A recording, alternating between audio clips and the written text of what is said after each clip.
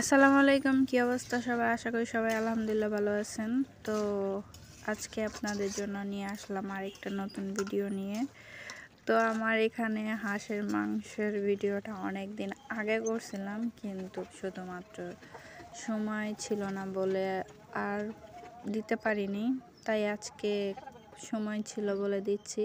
তো আমি এখানে একটা কড়াইতে দিয়ে দিচ্ছি পরিমাণ মতো তেল। তারপরে আমি এখানে এক বাটি পেঁয়াজ বেটে নিয়েছি। পেঁয়াজের সাথে আমি রসুন আর জিরা দুইটাই বেটে নিয়েছি। তারপরে দিয়ে দিচ্ছি আদা বাটা, তারপরে স্বাদ মতো লবণ দিয়ে ভালো করে মশলাটাকে আমি ভেজে নিব। তো এই ফাঁকে দিয়ে আমি এখানে তেজপাতাও দিয়ে দিলাম, কিন্তু আমি এখানে গরম মশলা দিইনি, কারণ গরম মশলা আমার গুঁড়া করা আছে, তাই আমি শুধুমাত্র এখানে তেজপাতাটাই দিয়ে দিচ্ছি। দিয়ে আমি একটু পানি দিয়ে ভালো করে মশলাটা একটু কষায় নিব। আমার একটা বাজে অভ্যাস আছে, যেটা হচ্ছে আমি যখন মশলার মধ্যে পানি দিই, মশলাটা যতক্ষণ না বলক না ওঠে ততক্ষণ আমি হলুদ মরিচের গুঁড়াটা দিই না। তো এখন যেহেতু মশলার পানিটা গরম হয়ে গেছে, তাই আমি এখানে পরিমাণ মতো হলুদ এবং মরিচের গুঁড়াটা দিয়ে দিলাম। তো আপনারা যেমন ঝাল খান ঠিক সেই রকম করে দিয়ে দিবেন। তো আমি এখানে আমার পরিমাণ মতো ঝালটা দিয়েছি। তারপরে আমি ঢাকনাটা দিয়ে মশলাটা কিছুক্ষণ কষিয়ে নেব। নেওয়ার পরে আমি যে হাঁস আর আলু কেটে রাখছিলাম, দুইটা একসাথে আমি এখানে দিয়ে দিচ্ছি। তো আমি যেহেতু সারাদিন কাজের ব্যস্তর জন্য খাইতে সময় পাচ্ছিলাম না দেখে, পাশে আমার মা আমাকে বসে বসে ভাত খাওয়া দিচ্ছিল। তো সেই ভাতের ভিডিওটা এখানে চলে আসছে।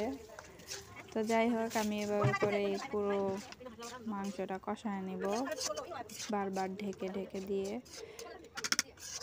তো আমি কিন্তু মশলা কষানোর মধ্যে এক্সপার্ট।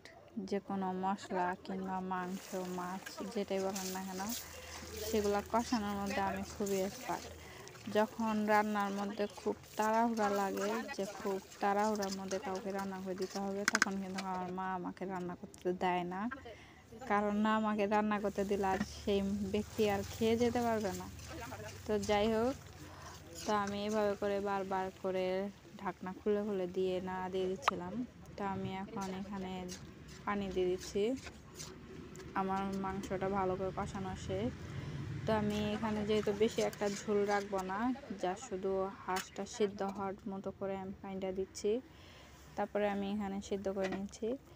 আর হাঁসটা যেন তাড়াতাড়ি সিদ্ধ হয়, এর জন্য আমি এখানে এক টুকরা লেবুর রস দিয়ে দিব।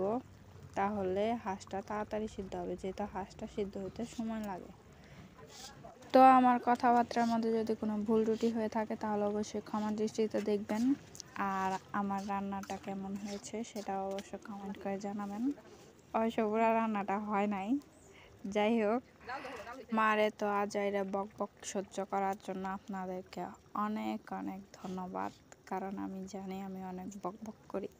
তো আমি এখানে যেহেতু কোনো গরম মশলা দিইনি, তো আমি যেহেতু বলছিলাম আমার গরম মশলা গুঁড়া করা আছে, তো আমি এখানে যেহেতু একটু পরে আমি হাঁসটা নামাই ফেলবো, তাই আমি নামানোর 10 মিনিট আগে গরম মশলার গুঁড়াটা দিয়ে দিচ্ছি।